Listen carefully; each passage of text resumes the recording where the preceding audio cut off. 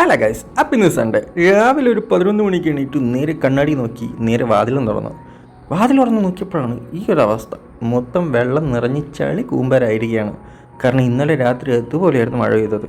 അപ്പോഴാണ് ഓർത്തത് ഇന്ന് സൺഡേ ആണ്, ഇവിടെ ഹോസ്റ്റലിൽ ഫുഡില്ല. നേരെ ഫുഡ് വാങ്ങാനായിട്ട് ഷോപ്പിൽ പോയി. അതുകൊണ്ട് ഇതാണ് നമ്മൾ ഇന്നത്തെ ഫുൾ ലഞ്ച് വിത്ത് ബ്രേക്ക്ഫാസ്റ്റ്. ആ മാഗി ലഞ്ചാണ് കേട്ടോ. റൂമിലെത്തിയ ഉടനെ ചായ ഉണ്ടാക്കാൻ വേണ്ടി കെറ്റിൽ കുറച്ച് വെള്ളം വെച്ചു. പിന്നെ ഇവിടെ നമ്മൾ ചായപ്പൊടി മാത്രമേ യൂസ് ചെയ്യുന്നുള്ളൂ. കാരണം ഓഫീസിൽ നിന്ന് എല്ലാവരും കൂടി ഒരു തീരുമാനം എടുത്തു. ഇന്നേക്ക് കുറച്ച് നാളത്തേക്ക് എല്ലാവരും കൂടി ഷുഗർ കട്ടാണ്, അതുകൊണ്ട് നോ ഷുഗർ.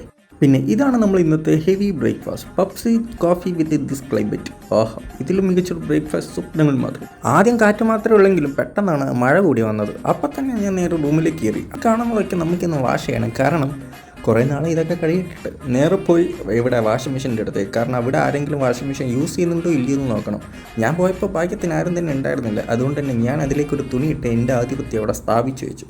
എന്നിട്ട് നമ്മുടെ ടൈമൊക്കെ സെറ്റ് ചെയ്ത് വെള്ളമൊക്കെ ഓണാക്കി നേരെ വീണ്ടും റൂമിലേക്ക് തോണ്ടി. ഈ കാണുന്നതാണ് നമുക്കിന്ന് മൊത്തം വാഷ് ചെയ്യാനുള്ളത്.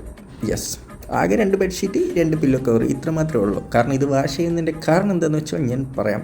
കാരണം ഇവിടെ കുറച്ച് മൂട്ടക്കുഞ്ഞുങ്ങളുണ്ട്. യെസ്, ഇതേപോലെ ബെഡ് ഓപ്പൺ ചെയ്ത് നോക്കിയാൽ നമുക്ക് ഇതേപോലെ കുറേ മൂട്ടക്കുഞ്ഞുങ്ങളെ നമ്മുടെ ബെഡിൻ്റെ ഇടയിൽ കാണാൻ പറ്റും. പക്ഷേ ഇതിനൊക്കെ കൊല്ലാൻ വേണ്ടി നാളെ ഇതിൻ്റെ സർവീസിൽ ആരും വരുന്നുണ്ട്. അതായത് ബെഡ് ബഗ് സർവീസ്. ഇവിടെ നിന്ന് ആരും ആൾക്കാരൊക്കെ വരുന്നുണ്ട്. കാരണം മൂട്ട കഴി കാരണം കിടന്നുറങ്ങാൻ കൂടി പറ്റുന്നില്ല ഈ ഹോസ്റ്റലിൽ.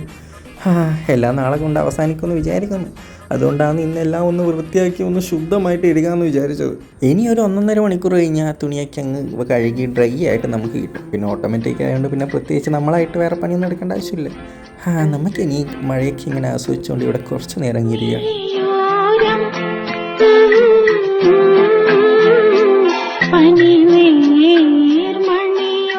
ഇതിൻ്റെ ഇടയ്ക്ക് ഞാൻ 2 പേരെ പരിചയപ്പെടുത്താം. ഇതാണ് ഉണ്ണി ആൻഡ് സൂരജ്. എൻ്റെ ഹോസ്റ്റലിൽ ഇവിടെ വന്നേ പിന്നെ എനിക്ക് കമ്പനിയുള്ള ഈ 2 മാത്രം. പിന്നെ ഇതിന് 2 ഒരു കുഴപ്പമുണ്ട്. ഞാനാണെങ്കിൽ അങ്ങനെ സംസാരിക്കാത്ത ആളാണ്. പക്ഷേ ഇവർ 2 സംസാരിക്കാൻ തുടങ്ങിയാൽ പിന്നെ അങ്ങ് നിർത്തത്തില്ല. അതുകൊണ്ട് ഞാൻ അവിടെ നിന്ന് നൈസായിട്ട് അങ്ങ് എസ്കേപ്പായി. പിന്നെ അങ്ങ് തുണിയൊക്കെ എടുത്ത് അങ്ങ് നേരെ റൂമിലേക്ക് എത്തി.